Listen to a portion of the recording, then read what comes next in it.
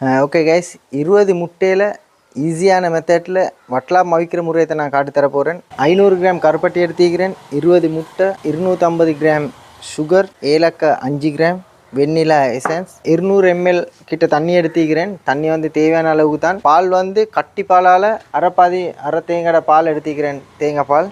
இதுதான் தேவையான பொருட்கள். வாங்க நாம் செய்கிற முறையை பார்க்கலாம். கருப்பட்டியை இந்த சைஸில் துண்டு துண்டாக உடச்சிக்கிறேன். பொடி பண்ணி வச்சுக்கிற ஏலக்காய் ஆட் பண்ணுறேன். சீனி வந்து எல்லாம் போட்டுறல, தண்ணியை ஆட் பண்ணுறேன்.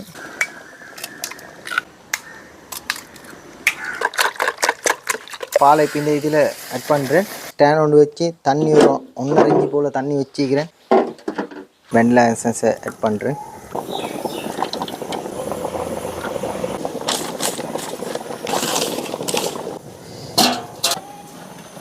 எப்படி இருக்குதுன்னு சொல்லி பாருங்கள்.